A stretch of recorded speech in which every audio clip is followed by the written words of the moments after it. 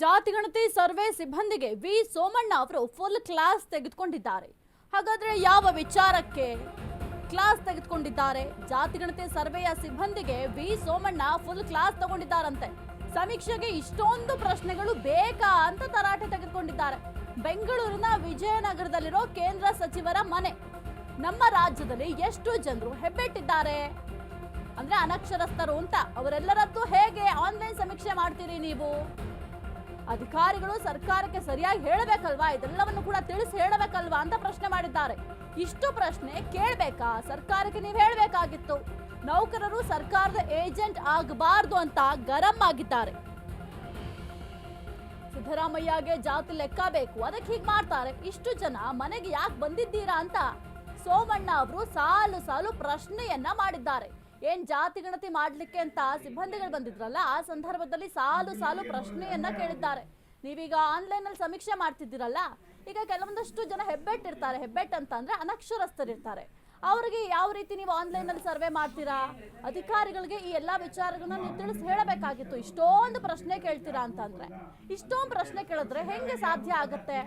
ಇನ್ನು ಇಷ್ಟೊಂದು ಜನ ಬರೋ ಅಂತ ಅವಶ್ಯಕತೆ ಏನಿದೆ, ಅನಿವಾರ್ಯತೆ ಇದೆ, ಅದೆಲ್ಲವನ್ನು ಕೂಡ ನೀವು ತಿಳಿಸಿ ಸರ್ಕಾರಕ್ಕೆ ಹೇಳಬೇಕಾಗಿತ್ತು, ಅರಿವನ್ನ ಮೂಡಿಸ್ಬೇಕಾಗಿತ್ತು. 60 ಪ್ರಶ್ನೆ ಅಂತಂದ್ರೆ ಒಬ್ಬ ವ್ಯಕ್ತಿಗೆ ಹೇಗಾಗಬಹುದು ಅವರ ಪರಿಸ್ಥಿತಿ ಅಂತ ಹೇಳಿ ಸದ್ಯಕ್ಕೆ ಕ್ಲಾಸ್ ಅನ್ನ ತೆಗೆದುಕೊಂಡಿದ್ದಾರೆ. ಜಾತಿ ಗಣತಿ ಸರ್ವೆ ಮಾಡುವಂತಹ ಸಂದರ್ಭದಲ್ಲಿ ಹೋಗಿದ್ರು ಈ ಸಿಬ್ಬಂದಿಗಳು. ಗಮನಿಸ್ತಾ ಇದ್ದೀರಾ ಏನ್ ಮಾತನಾಡ್ತಿದ್ದಾರೆ ನೋಡೋಣ.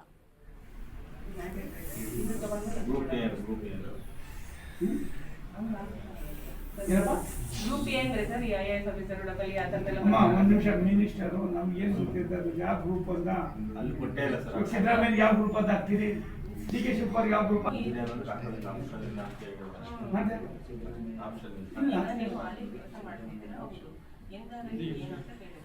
ಕೇಂದ್ರ ಸರ್ಕಾರ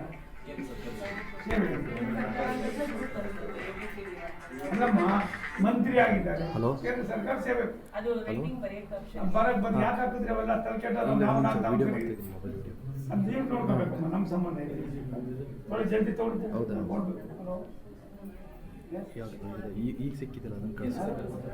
ಹೆಚ್ಚಿನ ಮಾಹಿತಿ ನೀಡ್ತಾರೆ ನಮ್ಮ ಪ್ರತಿನಿಧಿ ಲಕ್ಷ್ಮಿ ಬಾಗಲಕೋಟೆ. ಲಕ್ಷ್ಮಿ, ಅಲ್ಲ ಇಷ್ಟೊಂದು ಪ್ರಶ್ನೆ ಬೇಕಂತ ಸದ್ಯಕ್ಕೆ ಪ್ರಶ್ನೆಯನ್ನ ಮಾಡಿದ್ದಾರೆ ಕೇಂದ್ರ ಸಚಿವರು.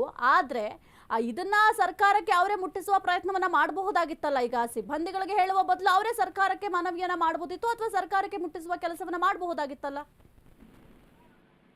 ಎಸ್ ಸಾಹಿತ್ಯ, ಈಗ ಏನು ಇವತ್ತು ಅಂದ್ರೆ ಜಾತಿ ಗಣತಿ ಸಮೀಕ್ಷೆ ವಿಚಾರವಾಗಿ ಸಾಕಷ್ಟು ಗೊಂದಲಗಳ ಮೇಲೆ ಗೊಂದಲಗಳು ಇದ್ದಂತವು. ಈಗ ಎಲ್ಲ ಒಂದು ಕಡೆ ಇವತ್ತು 2ನೇ ದಿನಕ್ಕೆ ಈ ಜಾತಿ ಗಣತಿ ಸಮೀಕ್ಷೆನ ಶುರುವಾಗಿದೆ. ಇವತ್ತು ಕೇಂದ್ರ ಸಚಿವ ವಿ ಸೋಮಣ್ಣ ಅವರ ಮನೆಗೆ ವಿಜಯನಗರದಲ್ಲಿರುವಂತಹ ಅವರ ನಿವಾಸಕ್ಕೆ ಸರ್ವೆ ಸಿಬ್ಬಂದಿಗಳು ಭೇಟಿ ನೀಡ್ತಾರೆ. ಆಗ ಏನು ವಿ ಸೋಮಣ್ಣ ಅವರಿಗೂ ಸಹ ಒಂದಷ್ಟು ಪ್ರಶ್ನೆಗಳನ್ನ ಕೇಳೋದಕ್ಕೆ ಮುಂದಾಗ್ತಾರೆ. ಆಗ ಒಂದಷ್ಟು ಮಾತುಕತೆಗಳಲ್ಲಿ ನಡೆದಿರುವಂತಹದ್ದು. ಕೇಂದ್ರ ಸಚಿವ ವಿ ಸೋಮಣ್ಣ ಅವರು ಹೇಳ್ತಾರೆ, ಇಷ್ಟು ಜನ ಯಾಕೆ ಬಂದಿದ್ದೀರಾ ಇಲ್ಲಿ, ಅಂದ್ರೆ ಇಷ್ಟು ಜನರ ಅವಶ್ಯಕತೆ ಇದೆಯಾ, ಇಷ್ಟು ಪ್ರಶ್ನೆಗಳ ಅವಶ್ಯಕತೆ ಇದೆಯಾ ಅಂತ ಹೀಗೆ ಒಂದಷ್ಟು ಮಾತುಗಳನ್ನು ಹೇಳ್ತಾರೆ. ಇದರ ಜೊತೆಗೆ ನೀವು ಸರ್ಕಾರದ ಏಜೆಂಟ್ಗಳಾಗಿ ಕೆಲಸ ಮಾಡ್ತಾ ಇದ್ದೀರಾ, ನೀವು ಸರ್ಕಾರದ ಕೆಲಸಗಾರರಾಗಿ ನೀವು ಮಾಡ್ತಾ ಇಲ್ಲ, ಇಲ್ಲಿ ಏಜೆಂಟ್ ಆಗಿ ಕೆಲಸ ಮಾಡ್ತಾ ಇದ್ದೀರಾ, ಈ ರೀತಿಯಾಗಿ ಮಾಡಬಾರ್ದು ಅನ್ನುವಂಥದ್ದನ್ನ ಹೇಳ್ತಾರೆ. ಎಲ್ಲ ಒಂದು ಕಡೆಗೆ ಇದನ್ನ ವಿ ಸೋಮಣ್ಣ ಅವರು ಸಿಬ್ಬಂದಿಗಳ ಮೂಲಕ ಸರ್ಕಾರಕ್ಕೆ ತಿಳಿಸುವಂತ ಕೆಲಸವನ್ನ ಮಾಡ್ತಾ ಇದ್ದಾರೆ ಅನ್ನುವಂಥದ್ದು.